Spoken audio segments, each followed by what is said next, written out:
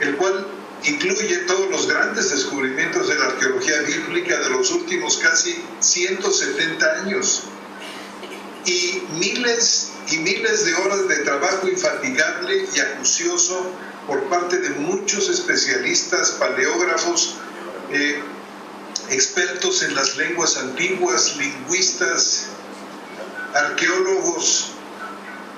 Y como acaba de decir hace un momento nuestra hermana Liana Foucham, de poco podría llegar a servirnos todo esto si al final no se lo traduce con fidelidad. Entonces para nosotros es de fundamental importancia la traducción. Y en cuanto a la traducción, en la Sociedad Bíblica Iberoamericana pensamos que debe ser un trabajo de esmero. La traducción tiene que ser un trabajo de excelencia. Y hemos definido esta tan vital labor de la manera siguiente, como ustedes pueden leer en la lámina 91.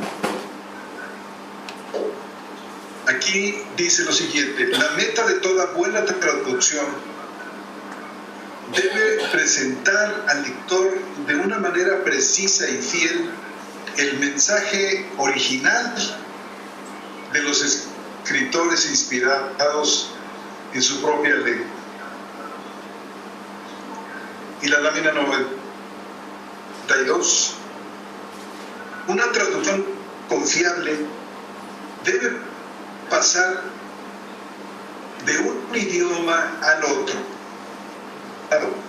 Deben pasar de un idioma al otro las peculiaridades lingüísticas, las figuras del lenguaje, la refranería, la variedad lexicográfica y las características gramaticales del idioma o los idiomas fuente, en este caso el griego, el hebreo o el arameo, sin pérdida ni detrimento. La traducción debe ser realizada de tal manera que no solo preserve la inspiración que el escritor recibió del Espíritu Santo, sino que sea tan expresiva y significativa como lo es el original, y que haciendo uso de todos los recursos del idioma receptor, en este caso de nuestro riquísimo idioma español, suscite en los lectores de nuestros días la misma respuesta de los lectores originales. Esta creo yo que es una buena definición, amplia, justa en muchos aspectos, y algo que debería ser tomado en cuenta, y lo es en muchos sentidos por muchos traductores de las Escrituras. Ahora bien, vamos a hablar ahora de las diferentes disciplinas de traducción. Vamos a ver cuál de estas disciplinas de traducción se ajusta más a esta definición que hemos dado de lo que es una buena traducción. Nosotros hemos pensado que hay cuatro grandes escuelas o disciplinas de traducción. Una de ellas es la literal, otra la literaria, otra la dinámica y otra la contextual. Así que en la lámina 95 vamos a señalar la traducción literal, que es con la que vamos a empezar. Esta traducción literal se refiere a una traducción que se hace palabra por palabra, y su mejor expresión está en los interlineales del griego o del hebreo. Por ejemplo, en la lámina que sigue, en la 96, tenemos nosotros un buen ejemplo de esto. Un fragmento aquí del Evangelio de Mateo. Debajo de cada palabra griega se coloca la traducción. Quizás ustedes están familiarizados con algunos de los interlineales que circulan, que no son muchos hoy en día. Este es el formato. Así lucen los interlineales griegos o hebreos. Y todos los que los hemos llegado a usar sabemos muy bien que son muy útiles para el estudio de la palabra, por cuanto la traducción de cada palabra griega o hebrea es absoluta. Eso es para el estudio personal y realmente no funciona tanto como para, digamos, la lectura pública en la iglesia. Así es que la traducción literal, la disciplina de la traducción literal, la tenemos pues aquí reflejada en los interlineales. Y sin otra cosa vamos a pasar a considerar por un momento la disciplina literaria. Y una vez más tenemos aquí en la lámina 101 la disciplina literaria. ¿En qué consiste? Aunque orienta hacia el texto original, o sea, hacia el autor, el ambiente, su época, hace uso de los recursos variados del idioma receptor. Y la preocupación importante del traductor literario es que su traducción luzca con una prosa brillante, con un estilo pulido y elegante, aun cuando no lo tenga el idioma transmisor. Es decir, lo más importante de esta disciplina es el texto. La preocupación central del traductor es que su traducción luzca brillante, tenga un estilo muy elegante, aun cuando no lo tenga el idioma transmisor.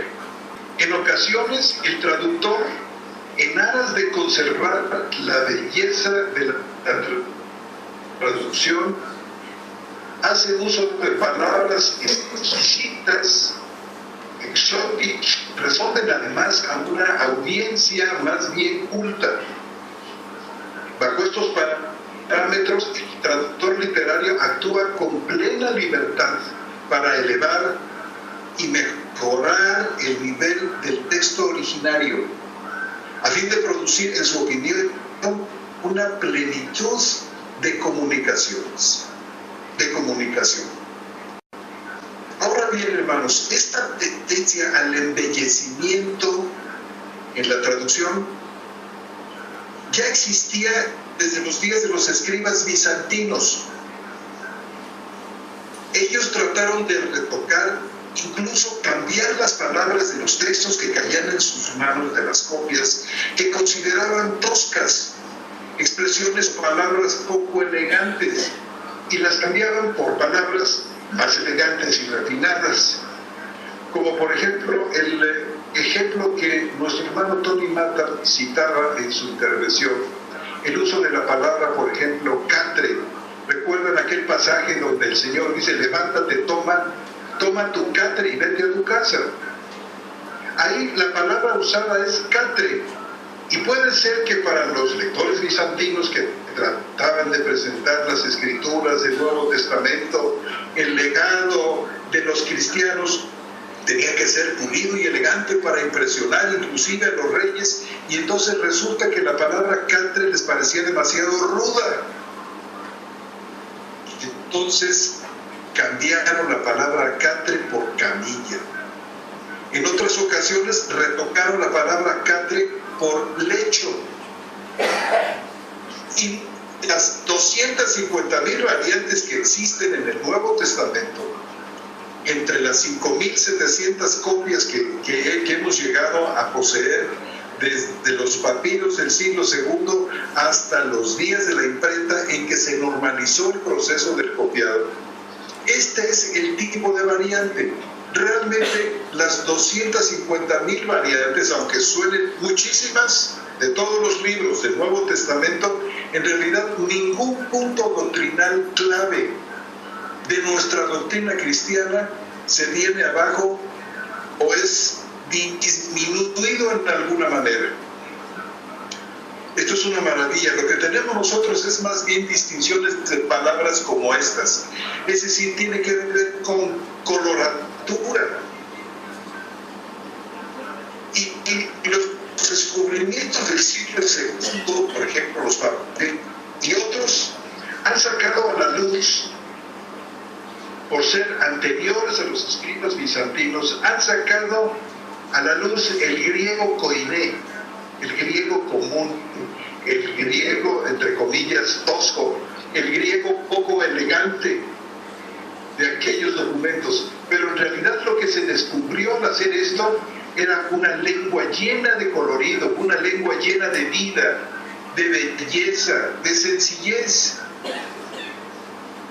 No había necesidad de que los señores bizantinos, los traductores o los escribas, aquellos, nos hicieran el gran favor de retocar el texto.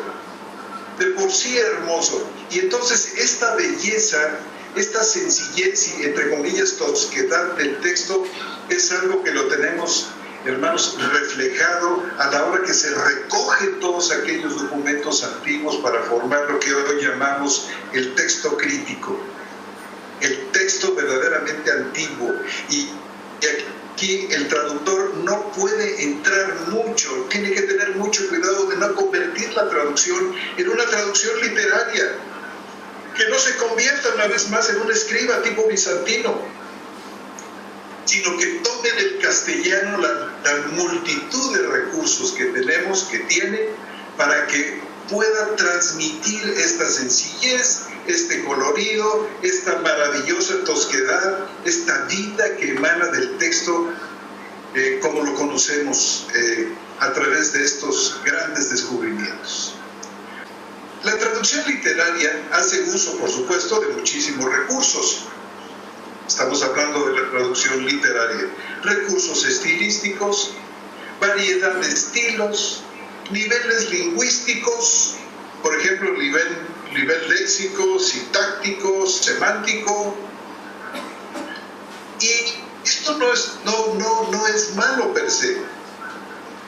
El problema está cuando la traducción literaria comienza a usar cultismos, expresiones muy locales, localismos, que dificultan la transmisión del mensaje.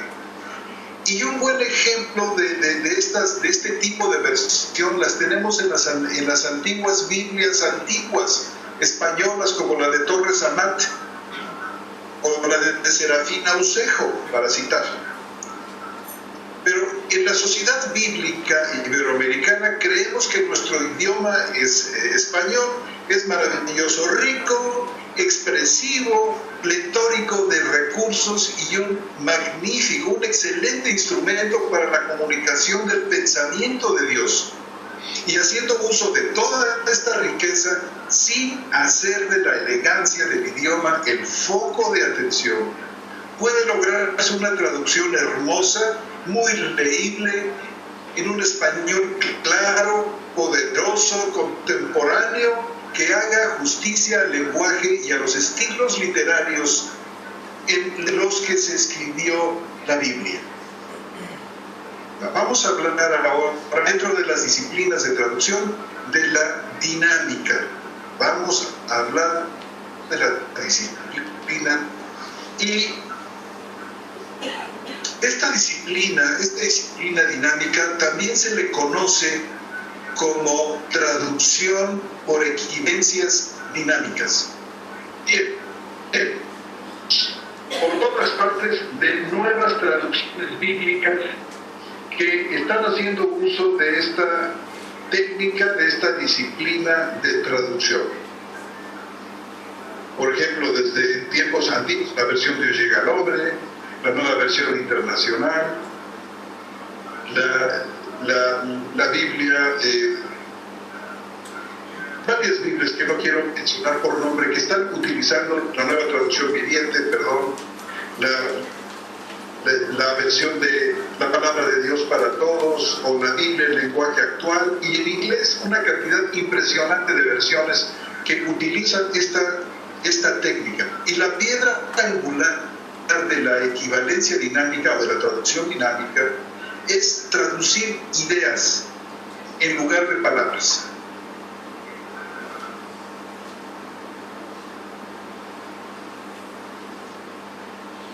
Eugene Nida, a quien cito aquí, es probablemente el más importante de los personajes que ha traído, podemos decir casi que el padre de la técnica de la traducción dinámica, un lingüista, un hombre muy brillante, ciertamente, muy connotado, muy conocido.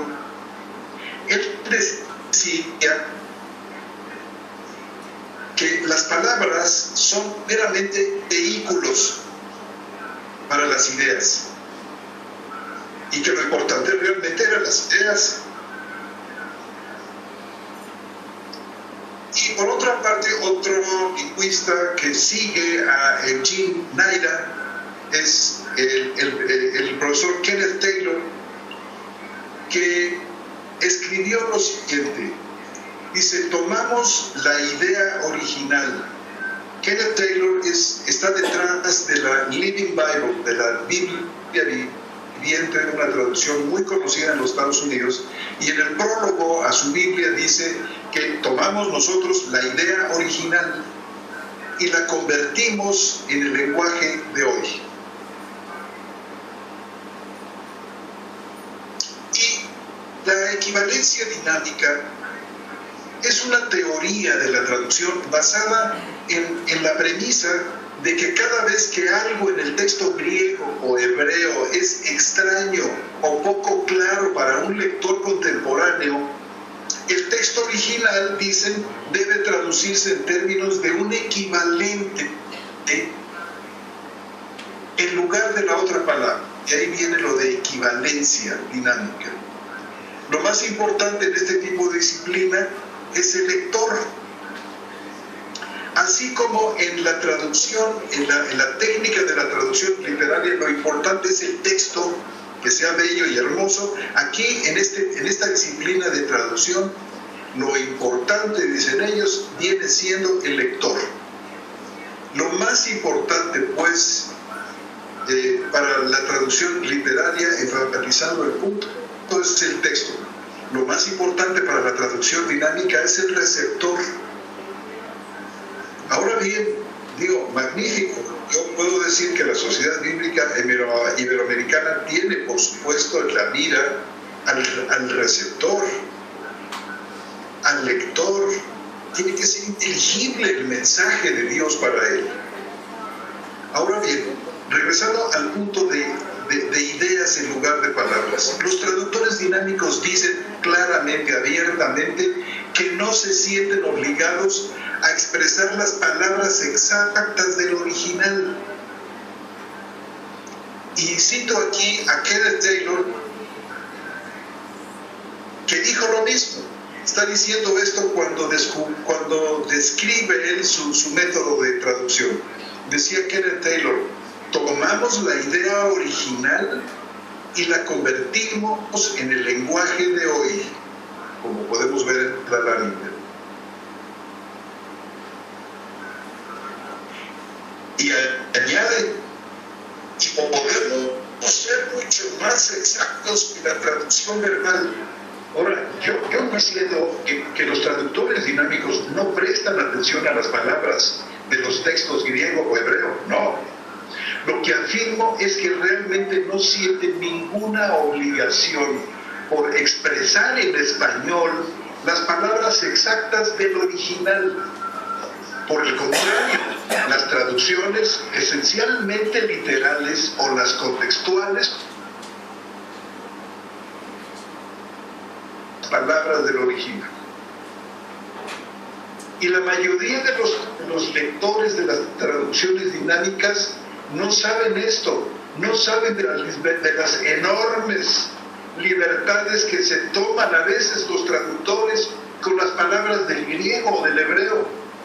Y lo que ofrecen estos traductores es una traducción más un comentario, una interpretación, como decía nuestro hermano Tony Matters hace un momento. Realmente la traducción dinámica se convierte en un comentario, en una interpretación del texto, pero no tenemos los lectores la forma de saber dónde termina la traducción y dónde comienza el comentario. El comentario del traductor o el comentario del comité de traducción al que ese traductor pertenece. nosotros tenemos que tomar muy en cuenta algo que es fundamental, que es la doctrina bíblica de la inspiración verbal o plenaria. Esta doctrina afirma no solo que Dios inspiró los pensamientos y las ideas de los escritores bíblicos, sino que la inspiración se extiende también a sus palabras. Y fíjense ustedes, el ímpetu que llevó a reafirmar esta doctrina con mucho vigor hace ya casi un siglo fue la afirmación de la teología liberal de que solo el pensamiento general o las ideas generales de la Biblia eran inspiradas, pero no los detalles. Sin embargo, muchísimos pasajes de la Biblia, y un lo tenemos aquí en este versículo de Mateo 4:4, donde dice: no solo de pan vivirá el hombre, sino de toda palabra que sale de la boca de Dios. O tenemos también la otra declaración de nuestro Señor, de que las palabras que yo os he hablado son espíritu y son vida. Notan ustedes el énfasis de nuestro Señor en las dos citas, porque no solamente es cuestión de la idea o del sentido general de la frase, no, es toda palabra, las palabras. Y si ustedes analizan esto a fondo, se dan cuenta, por ejemplo, cómo los singulares o los plurales de muchas palabras llegaron a ser tremendamente importantes. Por ejemplo, cuando el apóstol Pablo dice acerca de Cristo como la simiente de Abraham, que dice la simiente, no dice las simientes como si hablara de muchos, sino como de uno, Cristo. Allí el singular es capital, es crucial para el argumento de Pablo. Muy bien, la idea de que solamente las ideas son esenciales para la traducción y no las palabras, hace que nos encontremos aquí con una imposibilidad lógica y lingüística. La equivalencia dinámica pretende traducir el pensamiento más que las palabras del original, pero esto, si lo pensamos bien, es imposible. La falacia de pensar que una traducción debe traducir el significado más que las palabras de los escritos más antiguos, vamos a llamarlos los originales, es simple, porque no hay tal cosa como ideas descarnadas, ideas emancipadas de las palabras.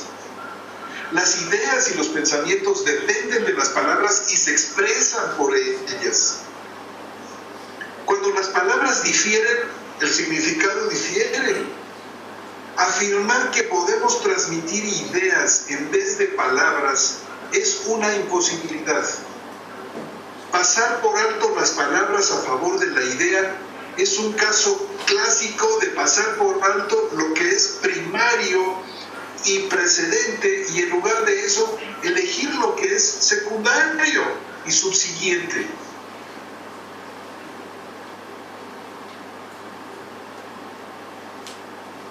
¿Y qué es lo que tenemos nosotros entonces? Nos encontramos hundidos en el mar de una subjetividad que no tiene fondo, la subjetividad del traductor, que cree ver o cree interpretar la escritura. Entonces realmente no tenemos la palabra misma, no se nos está ofreciendo la palabra misma de Dios, sino la opinión del traductor o del comité traductor. Ahora, con esto yo no quiero decir tampoco, hermanos, que la traducción dinámica no tenga su utilidad. Bueno, han probado ser bastante útiles, por ejemplo, en versiones de niños como las que aparece aquí en la lámina, las que aparecen aquí en la lámina.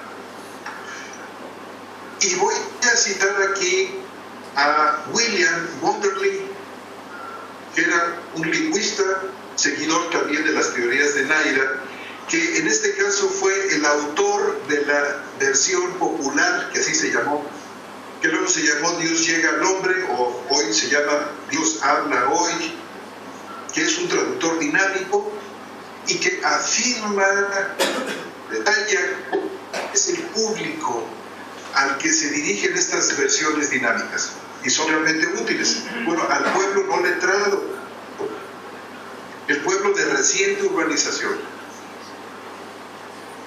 los adultos recién alfabetizados, lectores ocasionales y los millones de lectores de capacidad y de educación limitada que tienen poca experiencia en leer, es decir, no son versiones,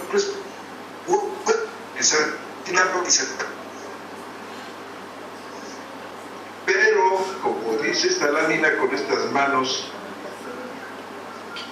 la gente acepta un nivel de lenguaje superior como receptor que como emisor. Y en lo que sigue voy a ofrecer algunos ejemplos de las aplicaciones de las teorías de Naira en la traducción. Una de las principales aplicaciones de las teorías de Naira está en convertir frases nominales en frases verbales. Y tengo aquí un ejemplo. La frase nominal: porque esta es la voluntad de Dios, vuestra santificación, como lo dice la Biblia textual. También lo dice así la Reina Valera francesa. Noten ustedes, santificación, y en las traducciones de las frases nominales en frases verbales, como lo pueden constatar en la frase que sigue de este mismo pasaje. Dios quiere que ustedes lleven una vida santa.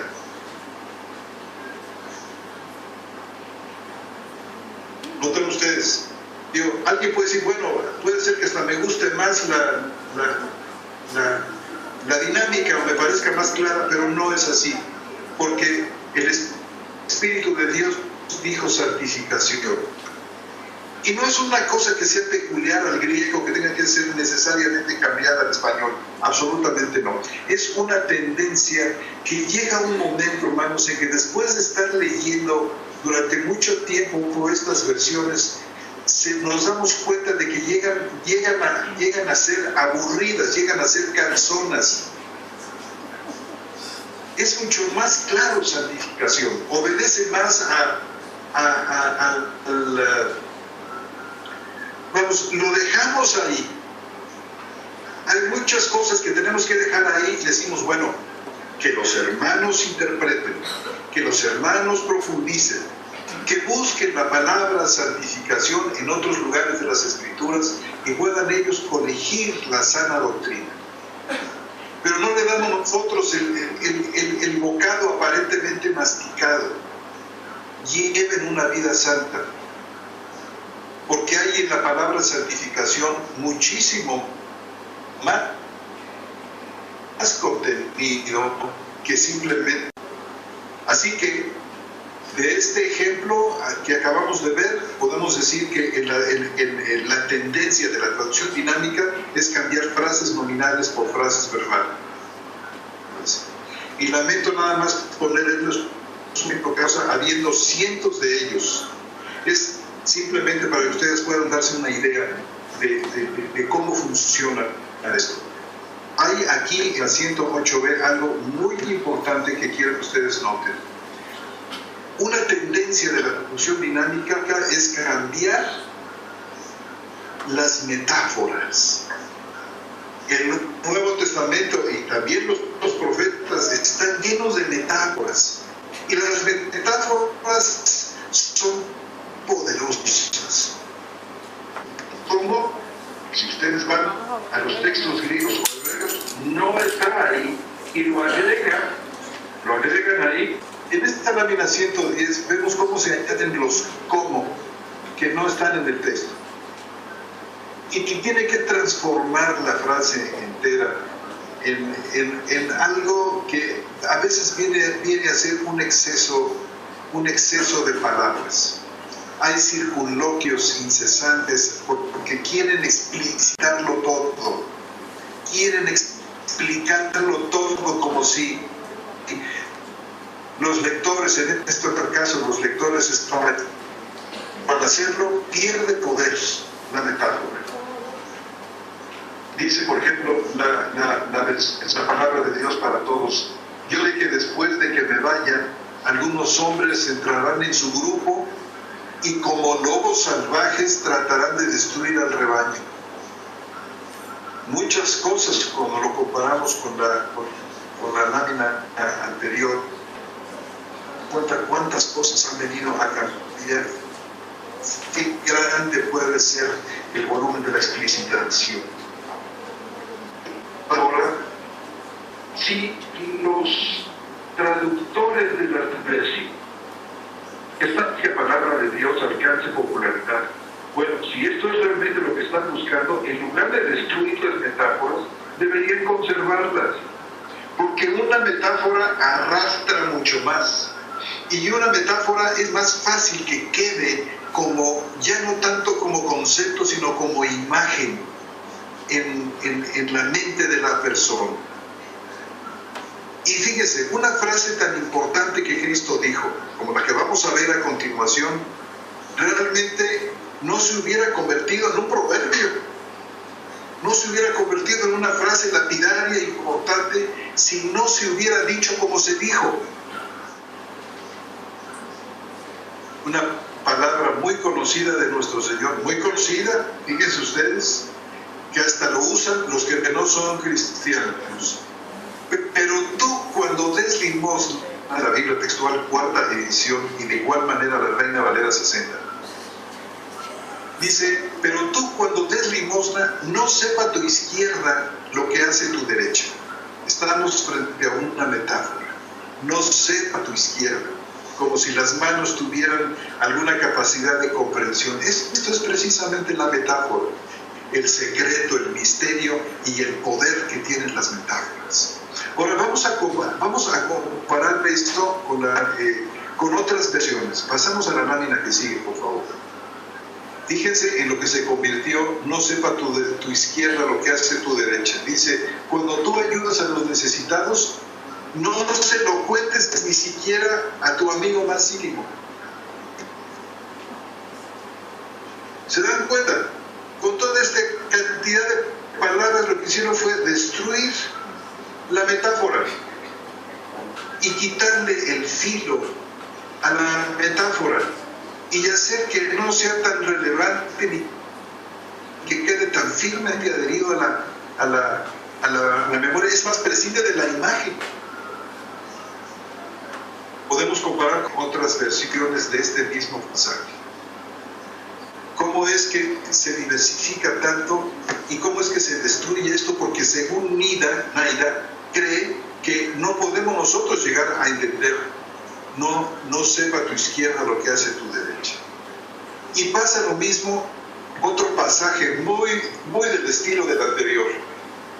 Está en Proverbios 25-22. La Biblia textual, cuarta edición, dice: porque ascuas de fuego amontonarás sobre su cabeza. Aquí estamos frente a una muy poderosa metáfora. Ahora, versión Dios habla hoy, o versión popular, dice: así harás que le arda la cara de vergüenza. Se fijan, todo el poder de ascuas de fuego, de carbones encendidos arriba de la cabeza, se vuelve, le arda la cara de vergüenza. Y es muy pobre la traducción, no refleja la riqueza ni el toque maravilloso de las palabras del original.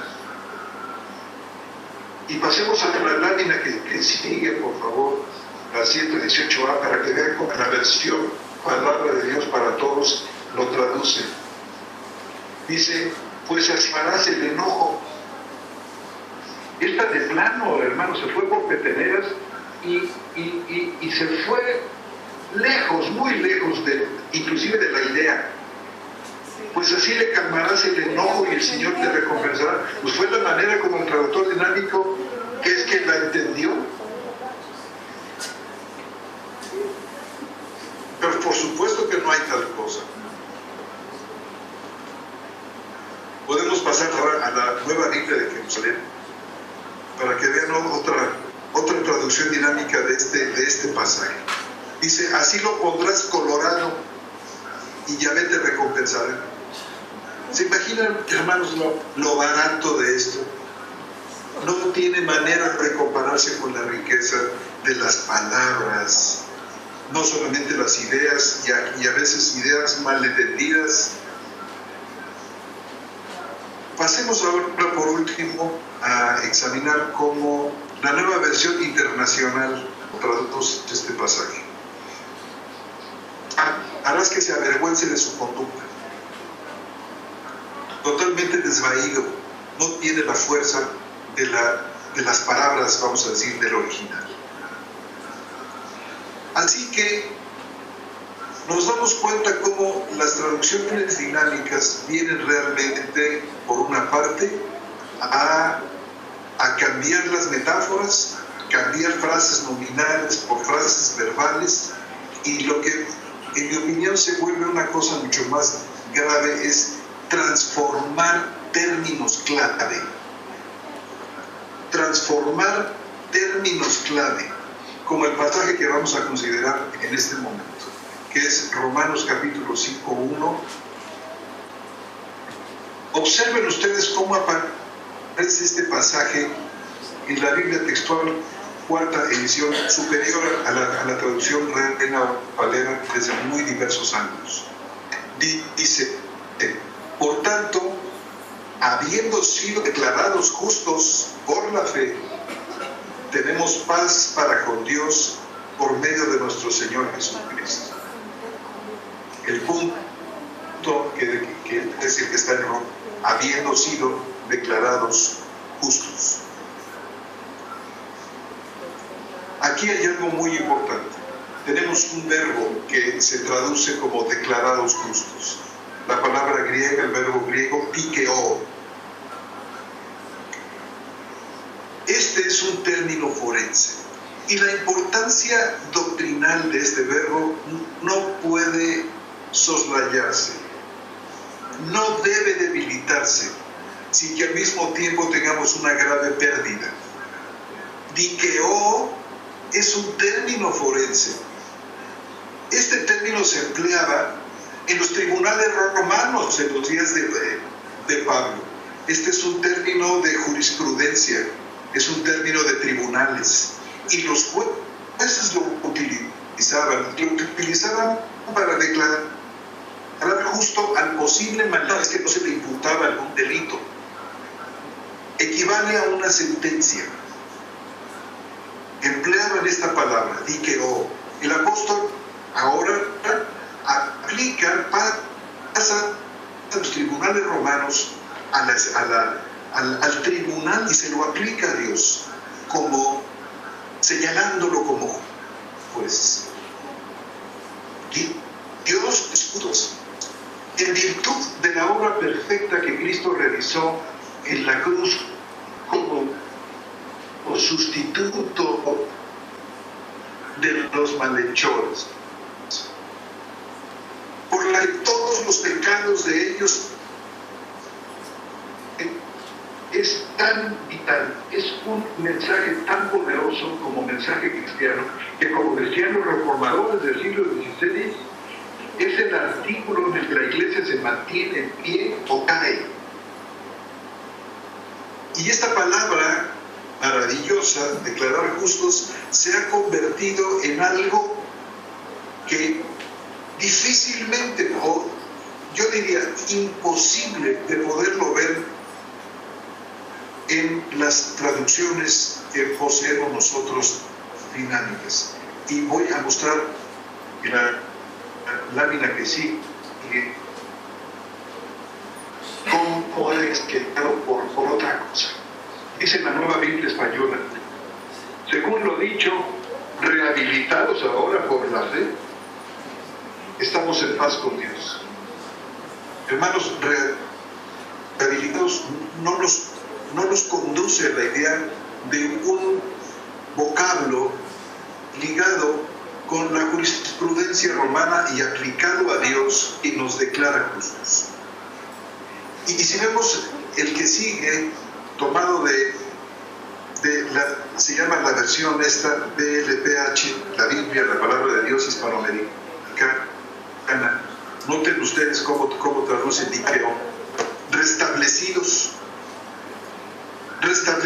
pues en la amistad divina.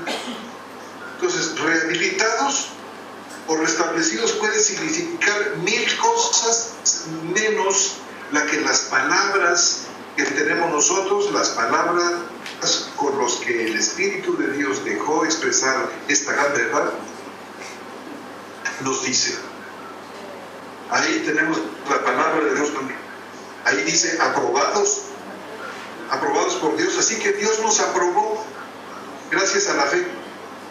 Hermanos, rehabilitados, restablecidos o aprobados realmente no nos conduce, no nos lleva a la idea. Los lectores de estas versiones no pueden dar con la idea original fundamental que tenemos en Romanos 5.1 y en el resto de Romanos 5.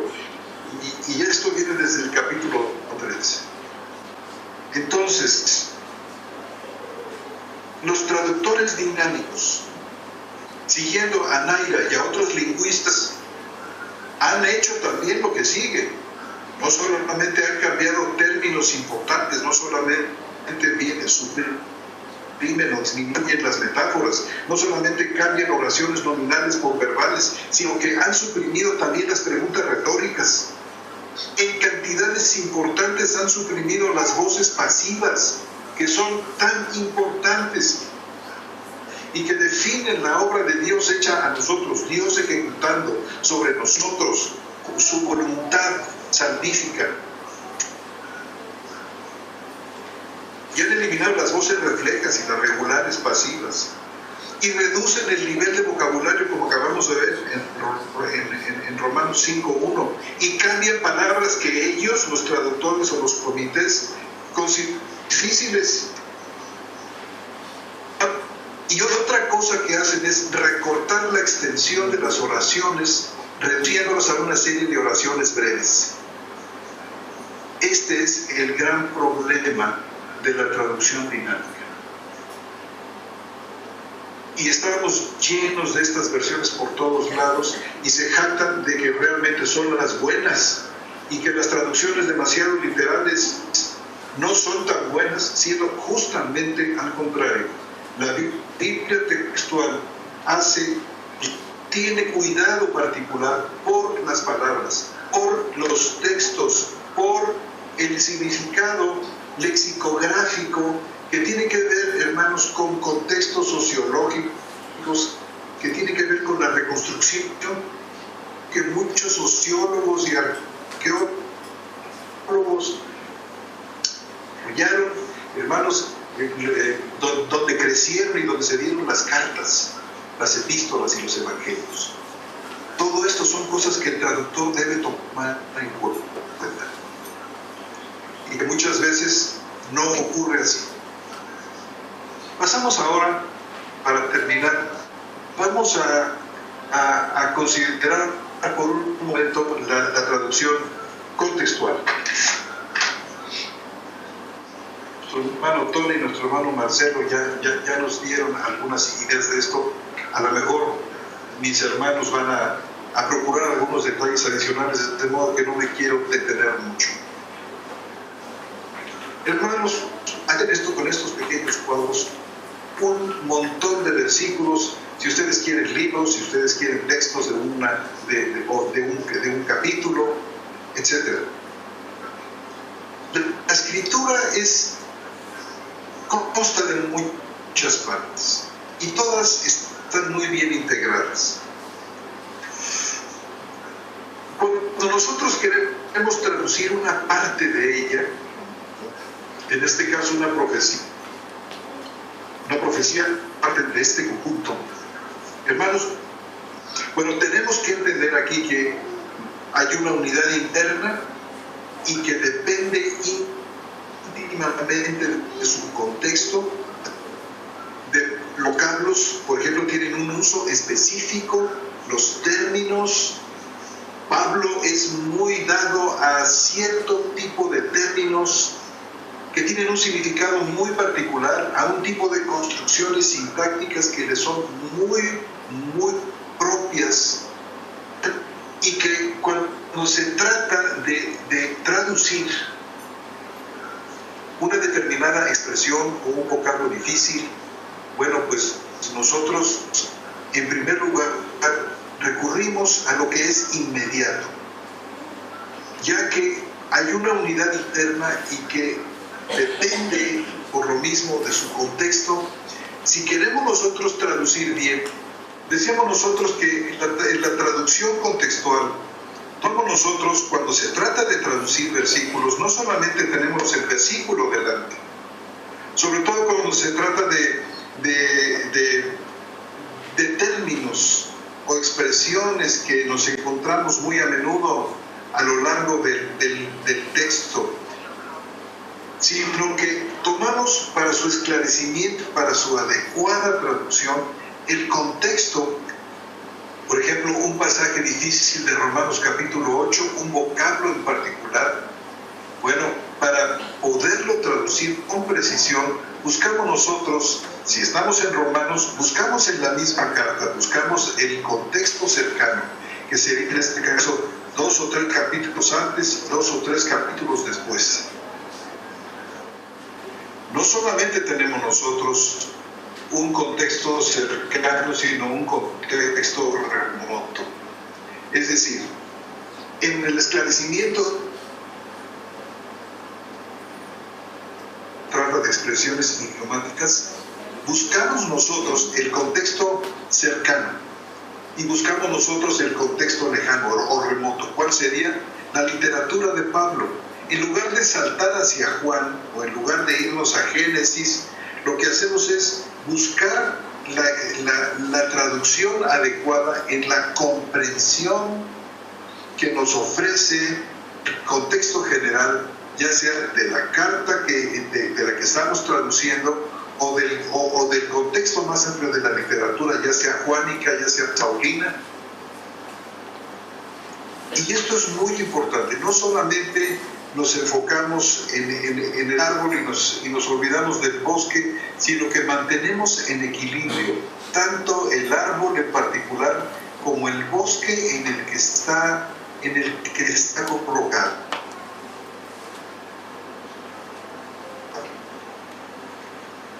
Cuando nosotros hacemos esto, tenemos nosotros, como muestra en la lámina 129, tenemos una solución, siempre hay una solución. A veces hay algunos pasajes, algunos términos difíciles que tenemos que hacer una consulta lexicográfica, fundamentalmente. Analizamos ya textos mucho más amplios en las escrituras, buscamos en la Septuaginta, buscamos en muchas herramientas de las que nos hemos hecho para realizar bien este trabajo. Y finalmente, bueno, nos encontramos aquí en la lámina 130, ya para terminar. Pasa también lo mismo cuando tenemos pasajes aislados, es decir, cuando se trata de entender, por ejemplo, ya sea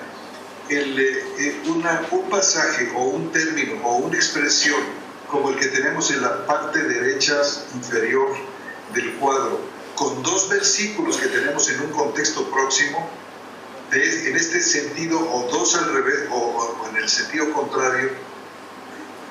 Bueno, pues resulta que esta es la manera correcta, esta es la traducción, no quiero definirla toda, pero en buena medida esta es la traducción contextual, es decir, tomamos en consideración contextos lingüísticos y en ocasiones hasta contextos doctrinales que emergen de manera natural, fácil y asequible de la misma escritura, sin que esto signifique que la teología sea la vara de medir para la traducción. Al contrario, es la traducción la que sirve de vara de medida a la doctrina. No podemos poner aquí la carroza delante de los caballos.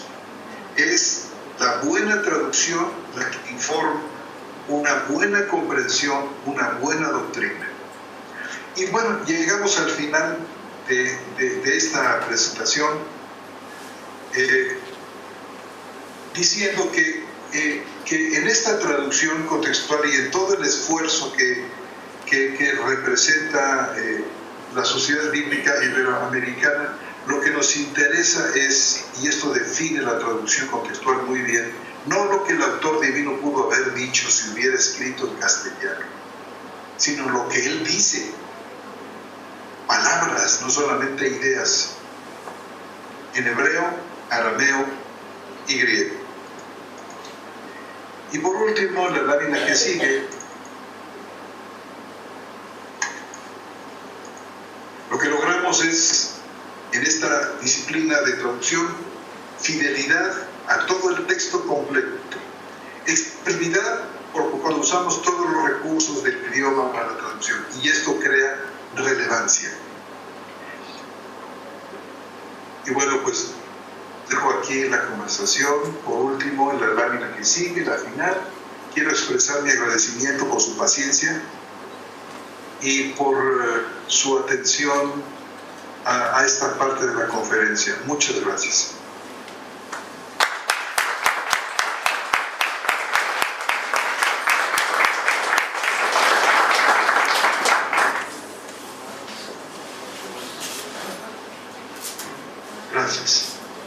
Gracias, profesor Septién.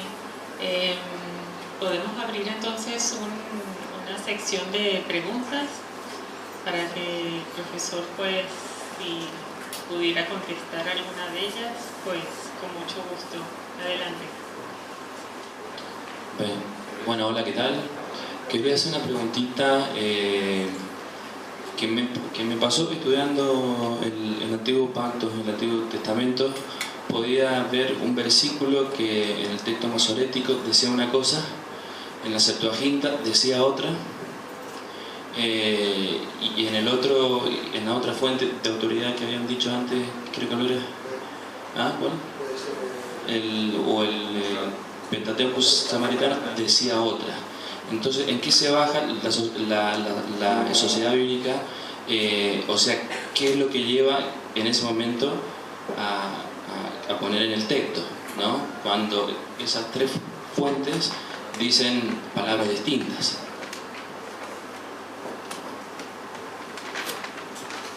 ¿Escuchó la pregunta, profesor?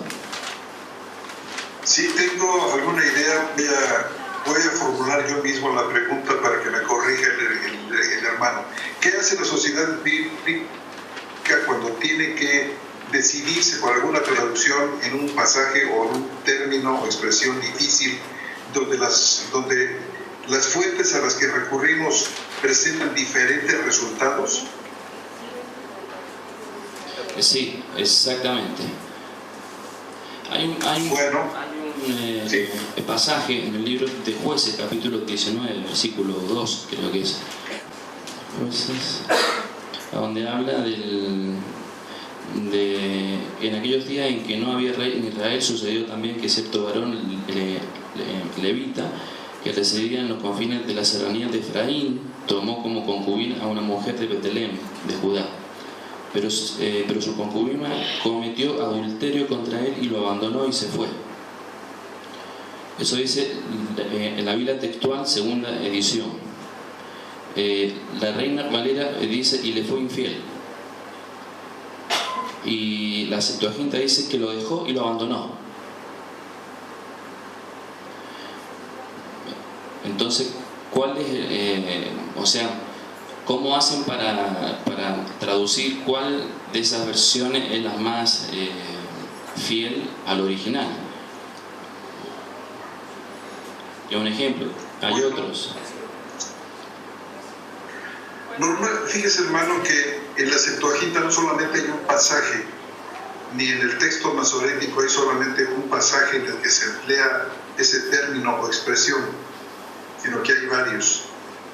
Entonces nosotros hacemos un cotejo y una comparación en todos estos libros, en todos aquellos lugares, y en ocasiones lo hacemos exhaustivamente. Es decir, vamos a ver la totalidad de los pasajes donde la expresión aparece.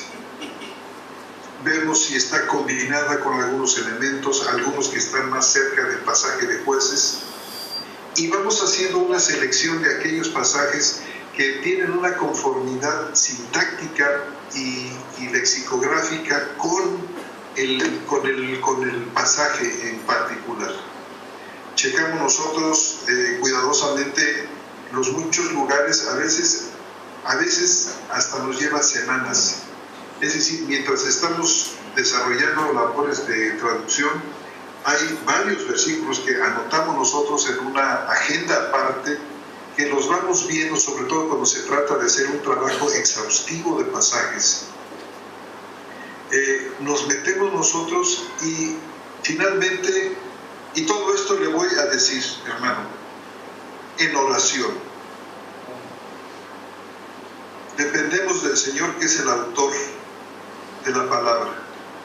Y hay veces, hermano, en que hemos dejado en suspenso algún pasaje porque no hemos recibido claridad suficiente, y muchas veces tenemos que seguir orando, seguir buscando, seguir escudriñando, hasta que llega un momento, hermano, en que nos damos cuenta que los detalles lingüísticos y sintácticos del pasaje se parecen muchísimo a tal o cual otro pasaje, y entonces vamos descartando y nos vamos quedando con aquella oración fundamental que queda realmente, o aquellos vocablos que sentimos que van perfectamente adecuándose a todas las características. Digo, gracias a Dios, que no son muchos, que sí, no queremos, vamos a hacer la traducción, tiene que ser no la obra de uno, sino la obra de muchos. Y es lo que mencionaba nuestro hermano Rolando hace un momento, que resultó ser una idea genial de nuestro hermano Carlos Fuchal, establecer un comité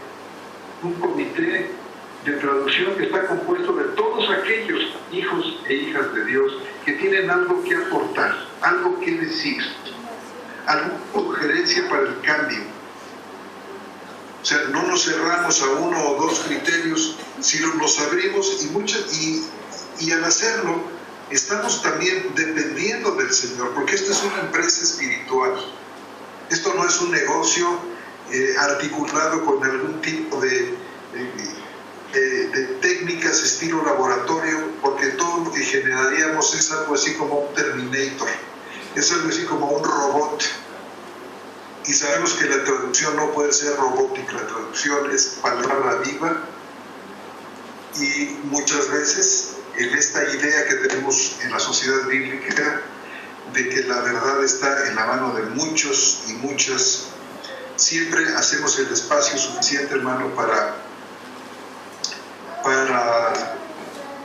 tomar las opiniones que nos han llegado, muchas y muy interesantes, algunas de ellas que hemos integrado inclusive como parte de la traducción.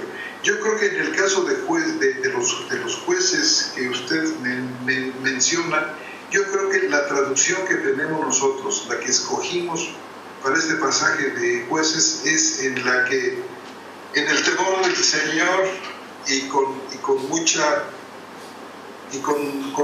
humildad, hermano, se lo digo, hemos escogido como la mejor, es la que usted ve ahí. En ocasiones, en notas al pie, cuando vemos que realmente las otras opciones, las otras fuentes tienen algo muy importante que decir, recurrimos a la nota al pie para señalar variantes, o bien de plano nos vamos a las notas especiales, donde explicamos más en detalle las fuerzas y las debilidades de algunas de algunas traducciones.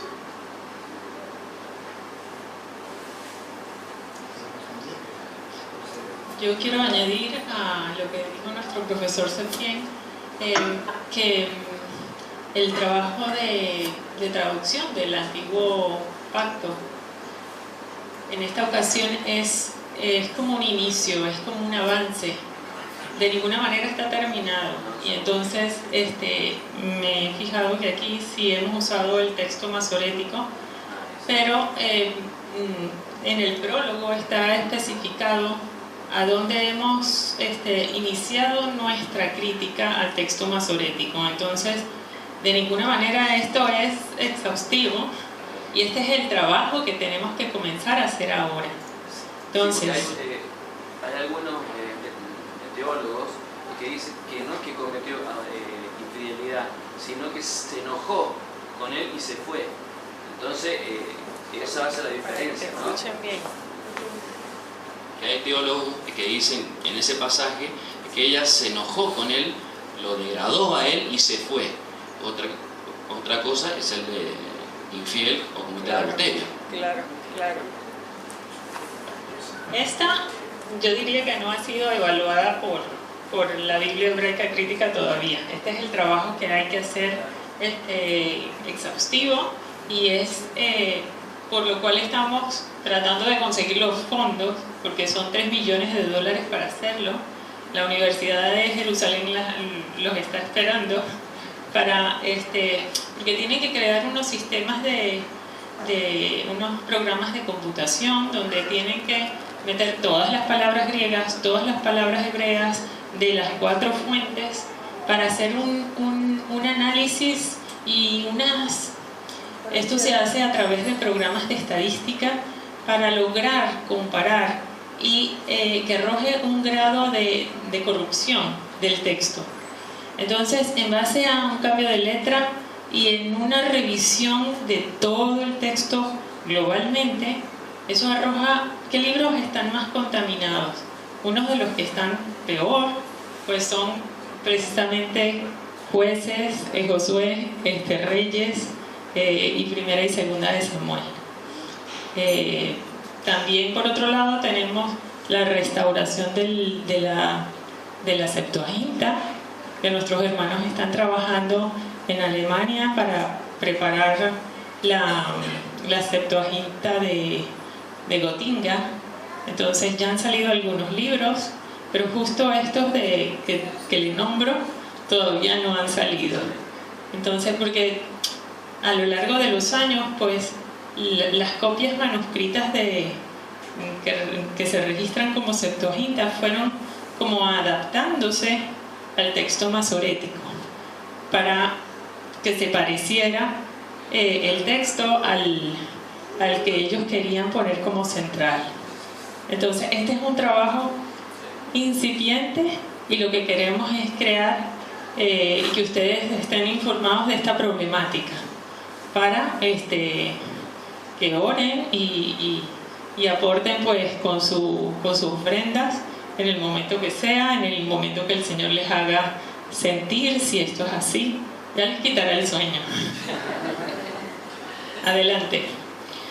Profesor, yo me llamo Sergio González y mi pregunta es, usted recién hacía las comparaciones entre la Biblia textual y las traducciones dinámicas, en la cual todos hemos comprendido muy bien. Ahora mi pregunta es ¿cuáles son las grandes diferencias entre la 1960 y la Biblia textual para que nosotros pudiéramos decir, bueno, a ver, yo quiero escoger la textual para tener como una Biblia ya definitiva para mí? Es decir, ¿cuáles son las diferencias realmente entre la textual y la 1960? Porque hasta ahora yo lo que hemos leído y hemos comparado un poquito, no veo grandes diferencias. Sí, hermano, es muy buena pregunta. Bueno, en este caso, realmente las traducciones dinámicas discrepan fuertemente de la Reina Valera 60, porque la Reina Valera 60, así como la Biblia textual, hay un se traslapan las técnicas de traducción. La Reina Valera 60 cuida mucho de las palabras, como también la Biblia textual, cuarta edición, cuida mucho de las palabras. La diferencia entre las dos fundamentalmente está en el texto griego del cual son traducidas. La Biblia Reina Valera 60 proviene del famoso Textus Receptus que compiló Erasmo de Rotterdam en el siglo VI con una serie grande de deficiencias, tanto de deficiencias en cuanto a los textos de los que dependió Erasmo, textos tardíos, copias del siglo XII, del siglo XIII, de las que dependió él para componer su Nuevo Testamento griego.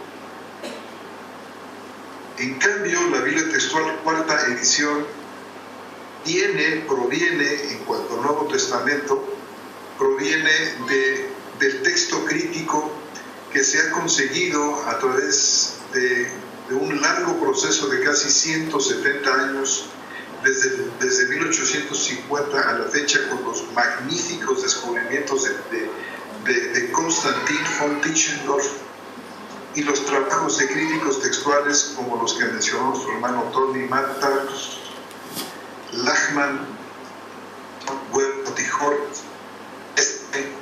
la pareja de los Aland, Kurt y Bárbara, y todo un equipo inmenso de especialistas en las traducciones antiguas, como era, porque la Biblia se tradujo, la Biblia griega se tradujo al copto, al sirio, al armenio y a otros varios lenguajes de la época, y resulta que todas las copias que se poseen, textos hermanos, los que se favorecen radical entre la Reina Valera 60 y la Biblia textual, la base textual de la cual depende. Yo le podría decir, hermano, no sé si mi hermana Liliana estaría de acuerdo por aquí, pero muy probablemente de haber tenido algo de Rotterdam, perdón, de haber tenido ocasión,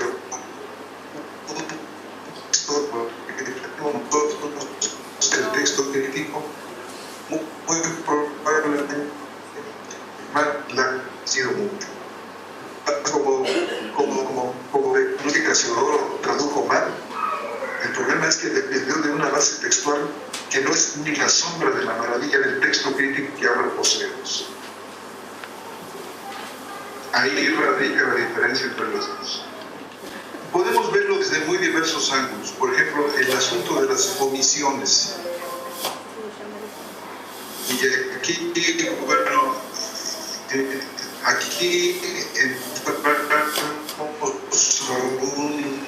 un terreno que no deja de ser realmente incluso para nuestra exposición, que aparecen varios pasajes que no aparecen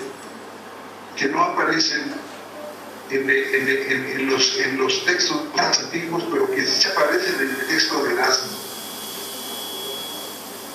Por ejemplo, quiero mencionar simplemente Romanos capítulo 8 y versículo 1. Romanos 8:1 es uno de los muchísimos ejemplos que podemos presentar.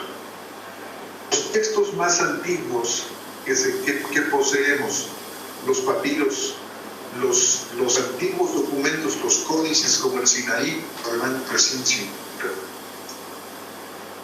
como el Códice Vaticano, llamado así porque se encontró en la Biblioteca Vaticana,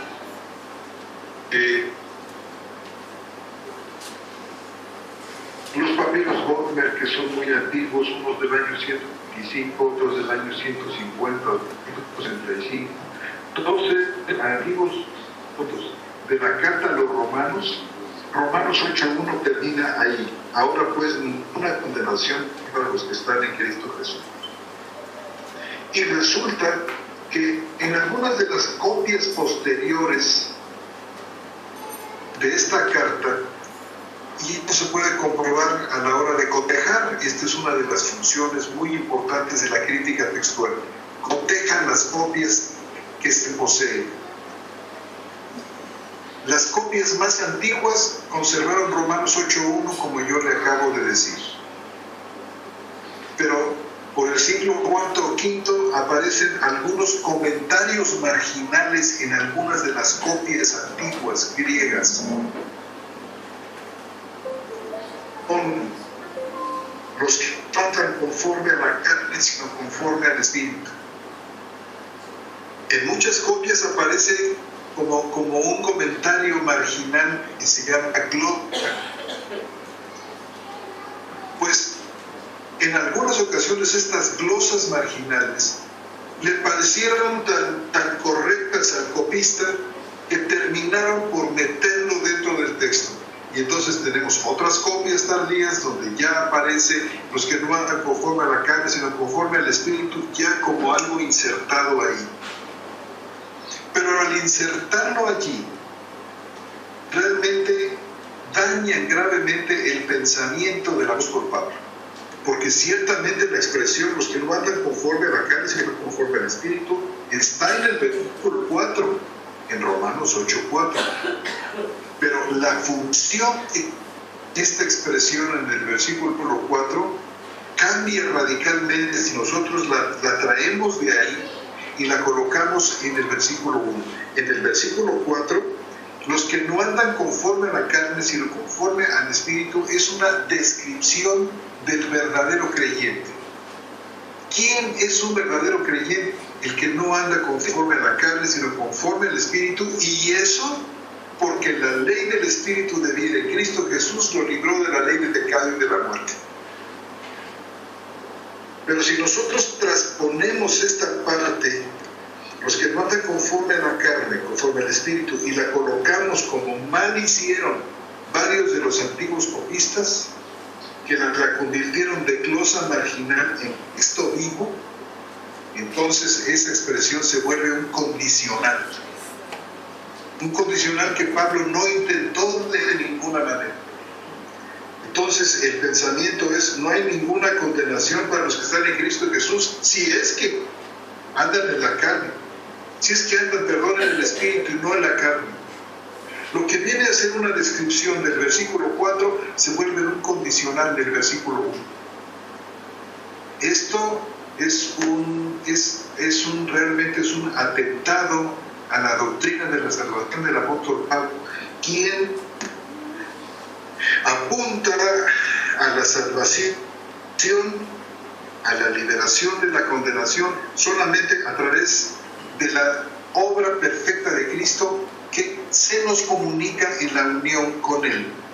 Fíjese cómo dice: no hay ninguna condenación para los que están en Cristo. Este estar en Cristo es por ejemplo, es una de las bases características de Pablo. Significa estar dentro de Cristo, estar unido a la sagrada persona del Salvador. Y la unión del creyente con Cristo es una de las doctrinas más importantes del Nuevo Testamento, que nos sorprende cómo es que ya ni siquiera se conoce o no se predica. O se predica mal, o se predica de pasada. No se enseña sobre esto. Y menos aún cuando nosotros colocamos el condicional, porque realmente la única manera de asegurarnos de esta salvación en todos sus diversos matices tiene que ver con la unión con Cristo, no con el cumplir con determinadas cosas. Y la doctrina de Pablo es: realmente lo que nos salva es la obra perfecta de Cristo, más nada, más absolutamente nada, como lo planteaba, por ejemplo, Martín, que decía que la salvación es extra nos, es una justicia extra nos, una justicia fuera de nosotros. ¿Qué es lo que nos da? El hecho de que Jesús haya padecido por cada uno de nosotros en la cruz. Es su sufrimiento, es su asfixia, es su muerte paulatina hasta que deje el último aliento lo que nos salva, más absolutamente nada. Es esta muerte de Cristo en la cruz la que trae todas las cosas que pertenecen a la vida y a la piedad que nos han sido dadas por su divino poder, como nos diría Pedro. Entonces, depender de un texto viciado como el de Erasmo, que incluye ese condicional ahí, hermano, es asunto muy grave, porque pone en riesgo una de las doctrinas más importantes y además pone en riesgo la seguridad y la confianza del creyente, que no debe confiar en sí mismo ni en ninguna de sus obras, sino solamente en Cristo, que es el alfa y la omega de la salvación, el que comienza y culmina con la obra. ¿Se da usted cuenta, hermano, que no es cosa pequeña? Y bueno, podemos multiplicar los ejemplos, muchísimos ejemplos, donde se muestra la superioridad del texto crítico, el simple, con el de Erasmo de Rotterdam, donde el mismo Erasmo, en los documentos que tuvo, le faltaba la última parte arriba del Apocalipsis, tuvo que escribirla copiándola de la Vulgata, y que es que traduciéndola al griego bastante deficiente, por cierto, y se conservan aquellos documentos que Erasmo tachaneó, borroneó y arregló y escribió a los lados, se hizo lo que quiso, echó a perder prácticamente aquellos 3 o 4 documentos del siglo X, XII creo, 13 y 14 que tuvo a la mano, 6 de hecho. ¿Cómo comparar eso con la cantidad enorme de regios testigos de la escritura antigua que el Señor pues ha traído? Realmente Dios mismo es el restaurador de su misma palabra.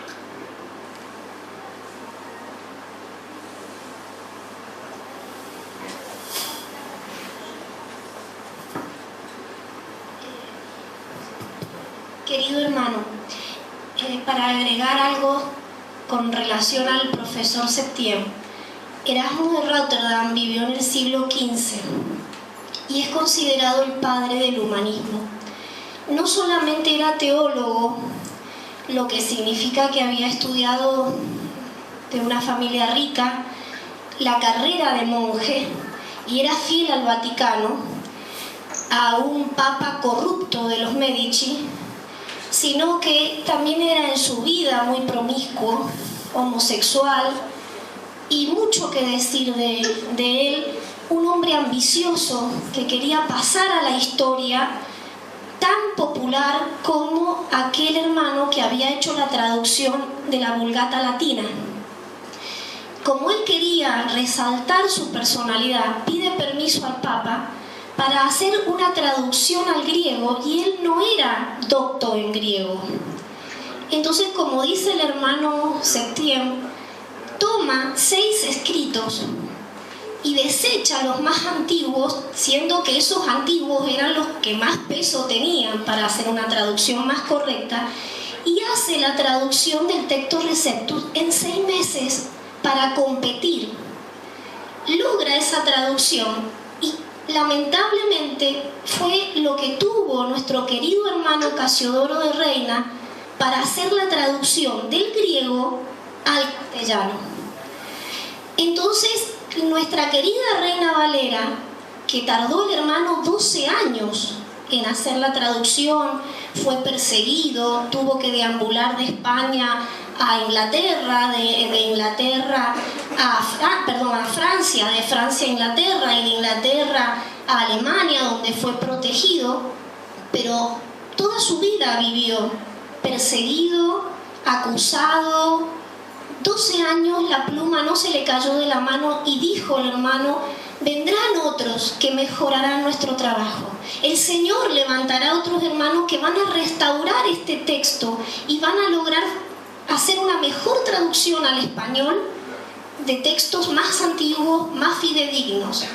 Esa es la posta que ha tomado la Sociedad Bíblica Iberoamericana. Por eso consideramos que la Biblia textual es muchísimo mejor que nuestra querida Reina Valera, porque toma la posta de la Biblia del Oso, que es conocida como la Biblia del Oso.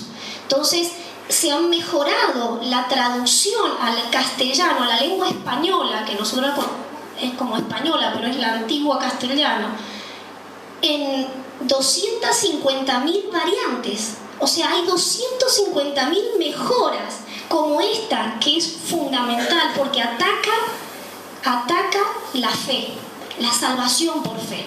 Somos salvos por fe. Ahora pues ninguna condenación hay para los que están en Cristo Jesús. Punto. Se terminó la historia, eso decía Pablo. Somos salvos por Cristo y por fe.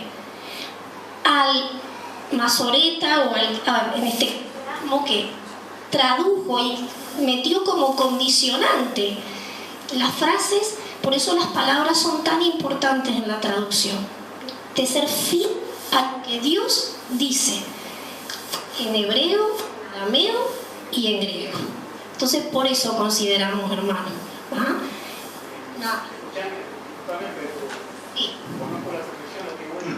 Sí. Amén. No es que esté haciendo apologética de la 1960, sino que a mí me hubiera gustado más que hubiera, profesor, que hubiera dado todos esos errores que aparentemente tiene la Biblia 1960, comparándola con las textuales. Continúa, hermano, por favor. No estoy haciendo apologética de la 1960. Bueno, hermano, es que no alcancé a escuchar lo último que acaban de decir. Sí, ahí lo va a repetir. No, lo que quiero decir, profesor, es que no estoy haciendo apologética de la 1960, en contra de la textual, al contrario. Me gusta leer la escritura, las estudio y conozco lo mismo que decía la hermana, solamente que me hubiera gustado nada más personalmente que era, bueno, de las 250.000, como dice ella, o no sé cuántos errores que tiene la 1960, hubiera dicho, aparte del Romanos capítulo 8, versículo 1, más ejemplos. Porque, bueno, amamos la 1960, pero también queremos mucho la textual. O sea, y creemos que tiene pasajes de la escritura muy parecidas. En este momento tengo en mi celular una aplicación donde tiene aproximadamente 17 versiones y entre ellas está la Biblia textual de la edición tercera y cuando estudiamos las escrituras vemos que no hay mucha diferencia aparte de esos errores que yo también lo sé, pero me hubiera gustado que ejemplificara un poquito mejor con respecto a los errores que tiene la 1960. Bueno, hermano, la verdad es que en una pequeña conferencia como esta no se puede leer todo. Tenemos muchas cosas que menciona usted muy importante y de hecho tenemos nosotros una serie de programas grabados en un programa que se llama Foro Bíblico, donde destacamos uno tras de otro muchísimos de estos errores que, insisto, no le estamos achacando a nuestro amado hermano Casiodoro, sino al texto corrupto que no tuvo de otra más que utilizarlo.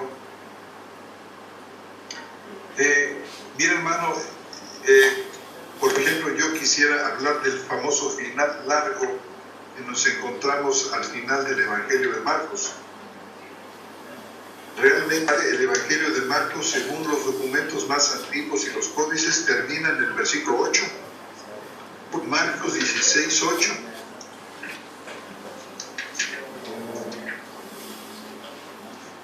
Donde dice, y salieron huyendo del sepulcro, pues se habían apoderado de ellas un temblor y espanto, y a nadie dijeron nada, porque tuvieron temor. Ahí termina el Evangelio de Marcos en todos los antiguos documentos que poseemos. Y con el tiempo algunos escribas o algunos personajes dijeron, no, eso acaba demasiado bruscamente, no se parece al Evangelio de Mateo o al de Lucas. Tenemos que componerle un final al Evangelio, que fue lo que pasó. De hecho, tenemos dos finales, no solamente uno, el llamado largo que va del versículo 9 hasta creo que 20 o 21, que es el que aparece en la Biblia textual, en la Reina Valera 60 y en prácticamente todas las versiones bíblicas. Sobre este pasaje escribí hace tiempo, hermano, un artículo que con muchísimo gusto le podemos hacer llegar a usted y a cualquiera de los hermanos o hermanas que deseen tenerlo. No sé si esté en ese momento en la página de la sociedad, pero es un artículo largo basado en una investigación acuciosa que se hizo de palabras y frases que se encuentran en este final largo, que no son palabras que utiliza Marcos, construcciones sintácticas que no son las que Marcos utiliza. Aparte del problema de evidencia externa, es decir, si existen o no documentos muy antiguos que prueben que realmente estuvo ahí este final, así como de evidencia interna, es decir, la estructura sintáctica, la estructura lexicográfica, que no es la de Marcos. Y ese artículo que escribí precisamente detalla estos puntos. Sería realmente largo aquí presentar todos los detalles de este final largo. Y además de que hay un final corto, porque hubo quien compuso un final corto, que se pregunta uno, bueno, aparecen varias copias, ¿por qué no está también el final corto presente en todas aquellas versiones que ponen el largo? ¿Por qué discriminan el corto? ¿Por qué no están los dos? ¿Por qué falta el famoso Logion Frere, que es una especie como de versículo que estuvo insertado en el final largo en algunas copias, que se lo quitaron? ¿Qué pasó con ese final? Los textos más antiguos, y él no lo trae, por eso no aparece en la Biblia textual. Porque no aparece, son consideraciones de tipo textual. Evidencia interna y evidencia externa. Esta es una gran diferencia. Y este es otro ejemplo bastante pesado y bastante grande que tiene que ayudarnos a reflexionar sobre qué es realmente, cuál es la versión que tiene tener como Biblia de cabecera. Yo definitivamente, por supuesto que le puedo decir, creo yo que la Biblia textual es, en ese sentido, como decía nuestra hermana hace un momento, superior.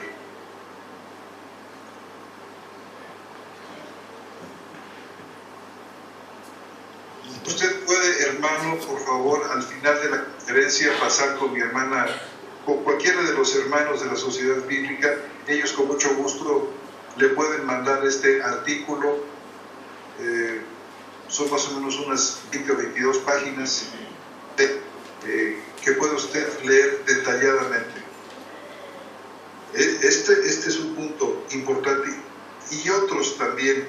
A veces son errores de traducción, no solamente errores textuales, sino que la Reina Valera tiene errores de traducción, debido seguramente a la teología de mi hermano Casiodoro, quien siguió siendo todavía en muchos sentidos, como nos resulta a muchos que hemos sido católicos romanos y salimos de ahí, no fácilmente nos acudimos la idea de la salvación por las obras. Casiodoro, yo creo que poco a poco fue siendo limpiado por el Señor y siendo iluminado para entender muchas cosas, pero se le fueron. Romanos capítulo 8, versículo 9, versículo 17. Hermano, y hay muchos más. No piense usted que Romanos 8.1 es un caballo de batalla. Es uno muy notable. Y uno al que tenemos nosotros que realmente preguntarnos y contestarnos, bueno, ¿cuál es entonces el verdadero texto que debe estar aquí? Tenemos otra pregunta. Mi nombre es Karina y que una pregunta, bueno, primero gracias por estar en San Rafael. Y ¿qué sintió al principio el leer tantos escritos que hemos podido comprobar y sabemos eficientemente, ¿no? Yo por sí he leído varias versiones de la Biblia, como las que hablábamos, Dios habla hoy, no tengo la Reina Valera, mi Biblia siempre ha sido la versión de las Américas, que se han puesto semejante a la Reina Valera, porque no cambia mucho la palabra, pero al comparar y al descubrir que Dios está revelando lo oculto, ¿no? Lo secreto. La palabra nos dice que vendrá el tiempo donde todo lo que estaba escondido sale a la luz. ¿Qué se siente en este tiempo? Saber que fue un largo trabajo, no de 2 o 3 años, sino que estamos hablando de muchísimo más tiempo, descubrir trabajos de siglos mal hechos, pero saber que ahora esa palabra en este siglo se está cumpliendo.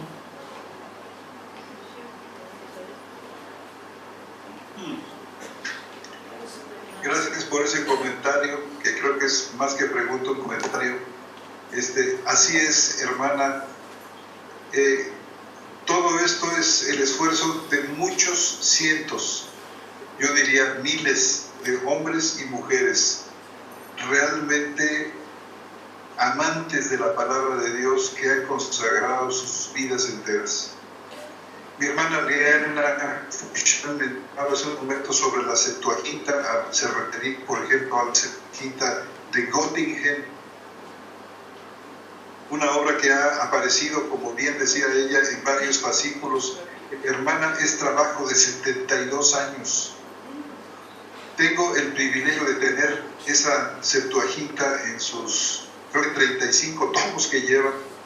Hermana, es impresionante la acuciosidad, la minuciosidad con que han sido preparados, por ejemplo, los aparatos críticos, el texto. De hecho, todavía faltan 4 volúmenes por salir, que se refiere a los libros históricos, que son Samuel, Reyes y Crónicas. Hermana, y si nosotros vemos en este mismo día todos los hombres y mujeres consagrados que son especialistas en las lenguas antiguas, en lenguas que ya ni siquiera se hablan, como el copto todavía se habla, pero resulta que el latín antiguo ya no se habla, como otras tantas lenguas, como el eslavo antiguo, que ya tampoco se habla. Hermana, dedicados a este proceso de la restauración del texto, caray, no hay otra manera de reaccionar frente a esto más que bendecir a Dios por su acción providente, por la manera maravillosa en que Él preserva su texto y pone en nuestras manos, cristianos de este tiempo, un texto verdaderamente, gloriosamente, magníficamente hecho. Cómo el Konstantin von Tischendorf, cómo encuentra aquellos documentos en el convento de Santa Catalina, un antiquísimo monasterio que viene del siglo IV, que se construyó al pie del Sinaí y que todavía está ahí. ¿Cómo logra este hombre y cómo logran otros descubrir en las zonas aquellas egipcias de Oxirrinchus, cómo pueden sacar de las arenas aquellas vasijas conteniendo rollos completos, ya sea de los evangelios o de cartas de Pablo, escondidos ahí, guardados, hermano, por más de 1800 años? ¿Cómo el Señor tiene el cuidado de preservar su palabra para nosotros hoy? ¿Y cómo es que el Señor ha permitido, por ejemplo, el problema que mencionaba nuestro hermano Tony Mapper, los problemas visuales que enfrentaron los budistas, los homoteleptos, la paraplepsis y otros varios problemas que inevitablemente se presentaron en un copiado a mano o un copiado que venía del dictado.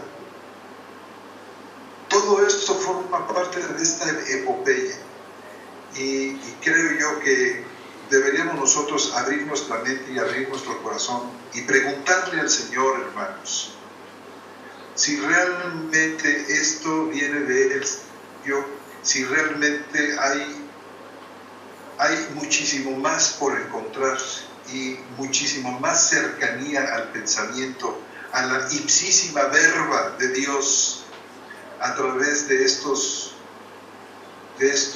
este trabajo mancomunado tan largo ya en tiempo y en esfuerzo. Gracias.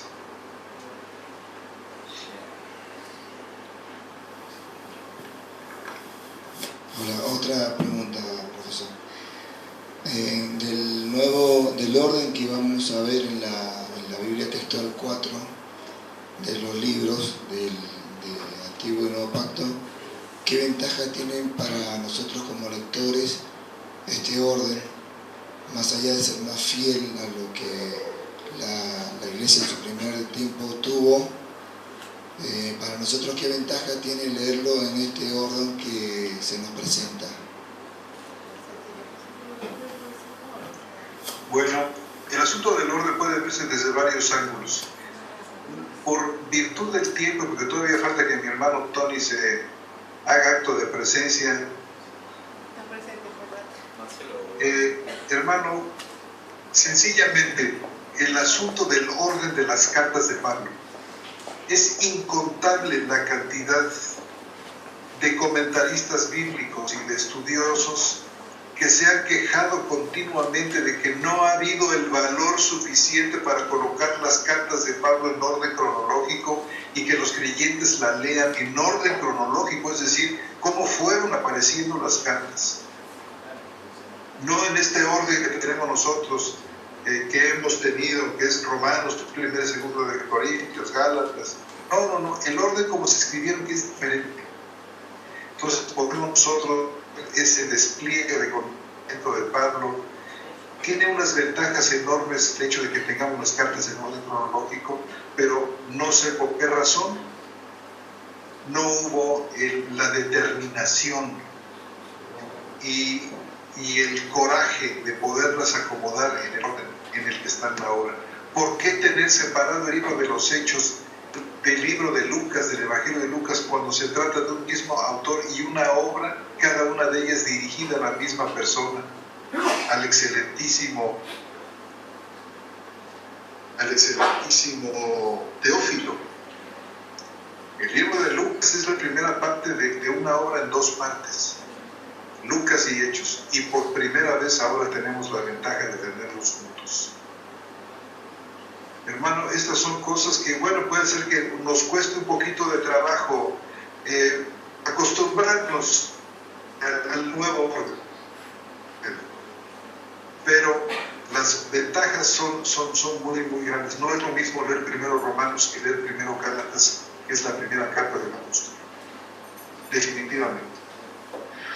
Y es muy importante que los lectores sepan y se acostumbren al hecho de que Gálatas va primero. Hay muchísimas ideas seminales en Gálatas que son desarrolladas posteriormente en Romanos, por ejemplo. Algunas en Efesios, algunos en Colosenses. Se deja, por las tres últimas cartas llamadas pastorales, primera, segunda de Timoteo y Tito, como parte de aquellas cartas que Pablo escribió después de que dejó la prisión de Roma. Las cartas propiamente de la prisión, Efesios, Colosenses. En fin, hermano, en algunas cosas se coincide con los antiguos órdenes de los libros y en otras no.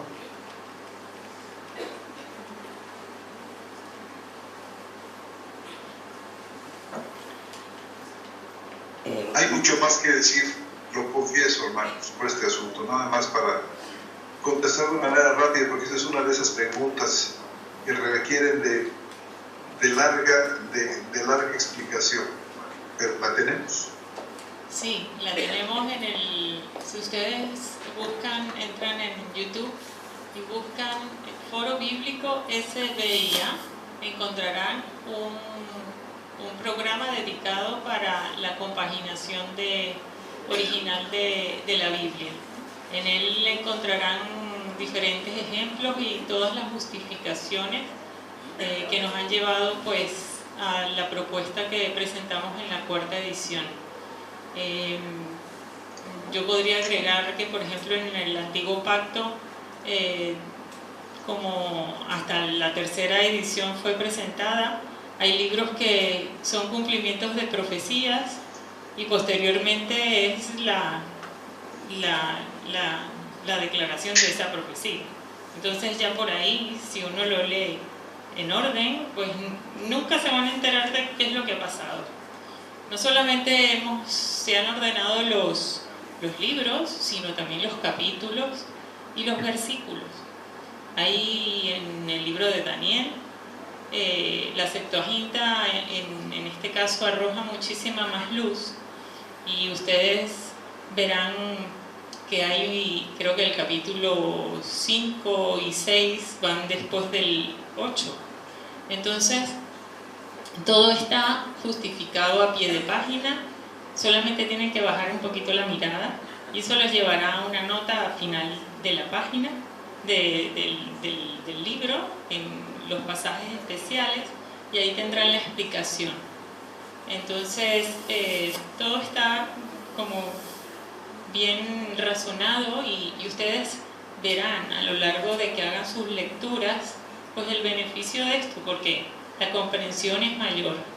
Al ordenar el número de los versículos, no se asusten si por ejemplo hay algunos capítulos que están cortados y les aparece la mitad en uno y después 8 o 10 capítulos la terminación del capítulo que dejaron al principio.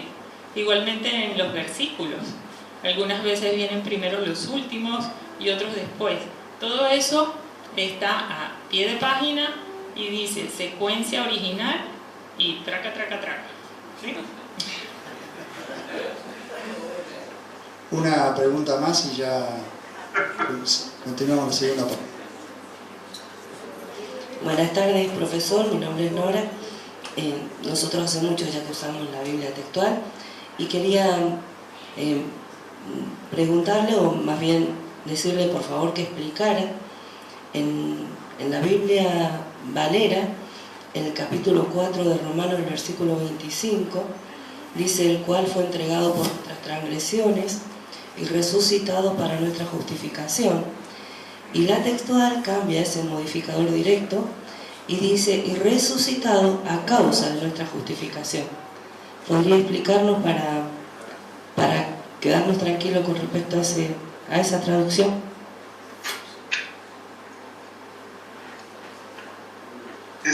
Es Romanos capítulo 1, ¿verdad, Amanda? 4:25. 4:25. Bueno, hermano, fíjese usted que el texto griego dice de esta manera.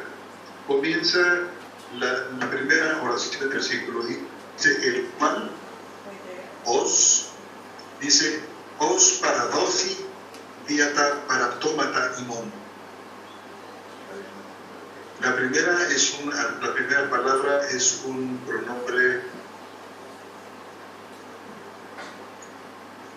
os, luego sigue un verbo que está en voz pasiva, que viene de paradidomi, que es fue entregado.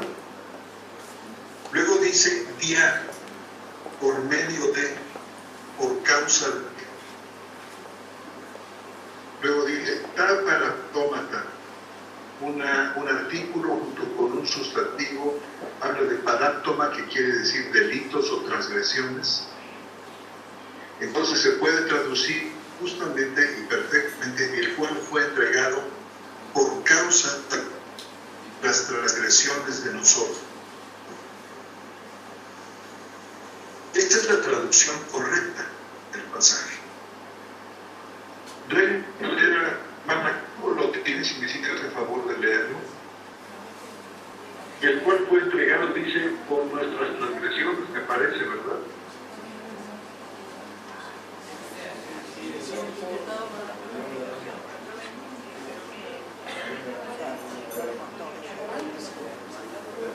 Está pidiendo que lea el versículo mayor. ¿Cuál es? Reina Valera.